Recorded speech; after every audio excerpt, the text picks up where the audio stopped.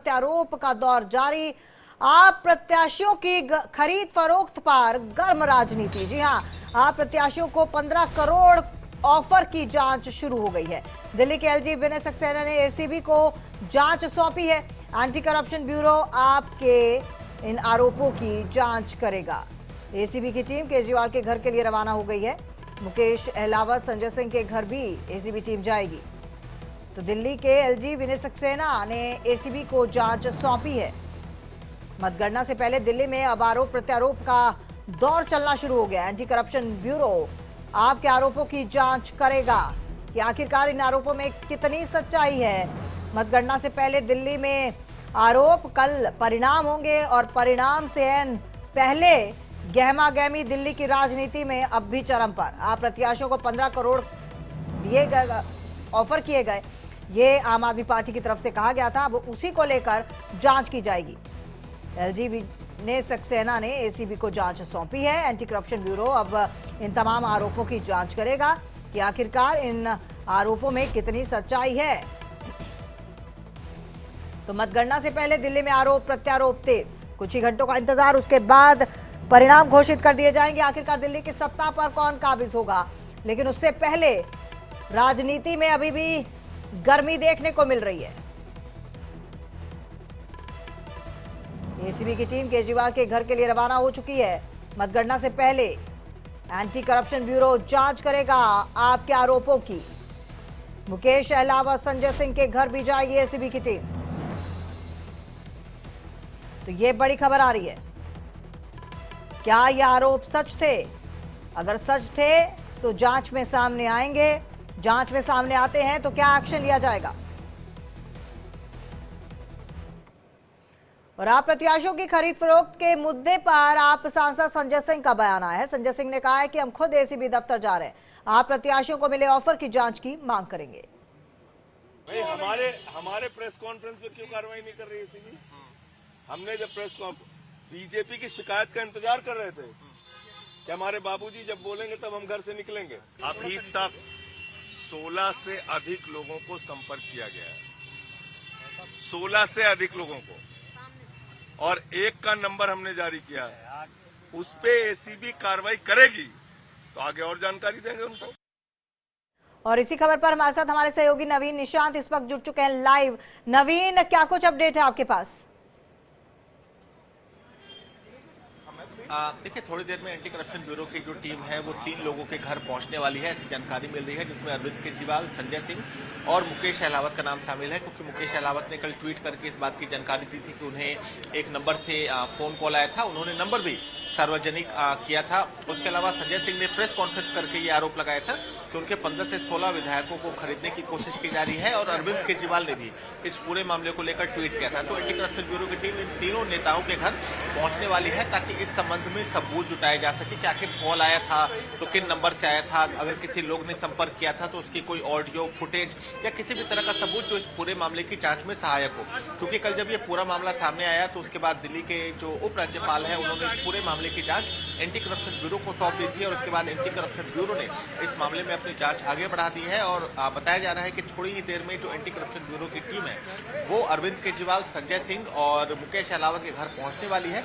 वहीं दूसरी तरफ संजय सिंह इस पूरे मामले को लेकर खुद एंटी करप्शन ब्यूरो के ऑफिस वो पहुंचने वाले हैं और वहां वो इस पूरे मामले को लेकर अपनी शिकायत दर्ज कराएंगे। क्योंकि कल ही मुकेश अहलावत जो सुल्तानपुर माजरा विधानसभा सीट से आम आदमी पार्टी के उम्मीदवार हैं, दिल्ली सरकार में मंत्री भी हैं, उन्होंने ये ट्वीट किया था कि उनके पास एक नंबर से कॉल आया था और कॉल के जरिए उन्हें एक मंत्री पद ऑफर किया गया था और उन्हें लगभग 15 करोड़ रुपए भी ऑफर किए गए थे। हालांकि मुकेश अहलावत ने वो नंबर भी सोशल मीडिया को एक्स पर डाला था, लेकिन उसके बाद ये पूरा मामला सुर्खियों में आया। तमाम नेता आम आदमी पार्टी के ट्वीट करने लगे और उसके बाद दिल्ली के उपराज्यपाल ने इस पूरे मामले की जांच एंटी करप्शन ब्यूरो को सौंप दी है।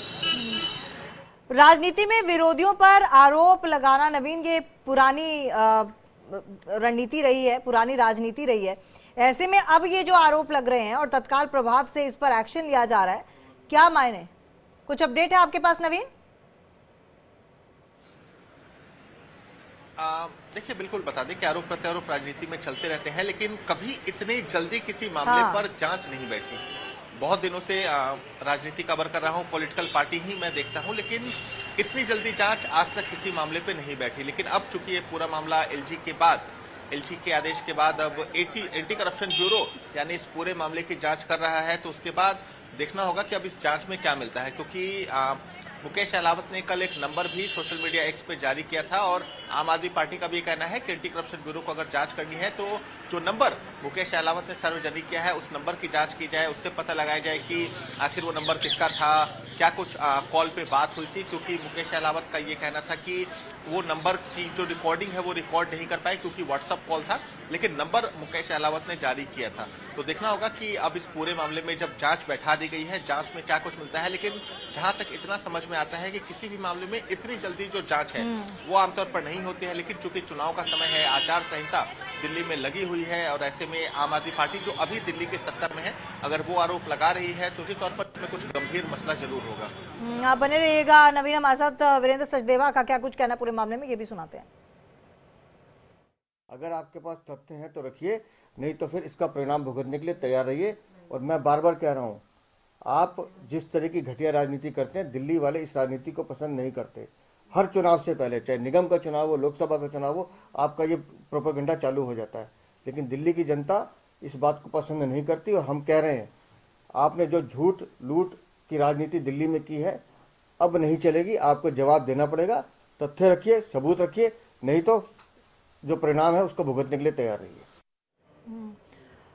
नवीन, हम बीजेपी नेता को सुन रहे थे, वीरेंद्र सचदेवा को। उन्होंने बोला कि आप नतीजे भुगतने के लिए तैयार रहिए। देखिए, एक बात तो ये समझ में नहीं आती कि तत्काल प्रभाव से आपने जांच बिठा दी। दूसरी बात, सवाल ये भी उठता है कि चुनाव परिणाम से ठीक पहले किसी भी पार्टी का इस तरह का बयान देना, उस पर आखिरकार विश्वास करना कितना सही है? देखिए, विश्वास करना इसलिए भी जरूरी हो जाता है क्योंकि सबूत दिए गए हैं। आमतौर पर जब ऐसी राजनीतिक बयानबाजी होती है तो उसमें सबूत नहीं होते, लेकिन मुकेश अहलावत ने सोशल मीडिया एक्स पे एक नंबर जारी किया है और आम आदमी पार्टी का ये साफ कहना है कि अगर एसीबी को जांच करनी है तो उस नंबर की जांच करें कि वो आखिर नंबर किसका है, उसकी लोकेशन क्या थी, कॉल कहाँ से आया था। एंटी करप्शन ब्यूरो ये जांच कर सकती है। जहां तक बात वीरेंद्र सचदेवा का है तो निश्चित तौर पर वीरेंद्र सचदेवा भी ये बात समझ रहे हैं कि ये चुनाव है, इस तरह की बयानबाजी होती रहती है। लेकिन आम आदमी पार्टी ने सबूत भी एक नंबर के रूप में जारी किया है और अब ये एंटी करप्शन ब्यूरो का की फर्ज बनता है कि वो इस नंबर की जांच कैसे करता है। क्योंकि मुकेश अहलावत ने अपने सोशल मीडिया एक्स पर जो नंबर है वो जारी किया है और मुकेश अहलावत से अब से थोड़ी देर पहले जब मैं बात कर रहा था तो उनका भी कहना था कि उन्हें उस नंबर से फोन आया था, उसमें मंत्री पद ऑफर किया गया था, 15 करोड़ रुपए की उसमें बात की जा रही थी, जिसके बाद उन्होंने फोन को काट दिया।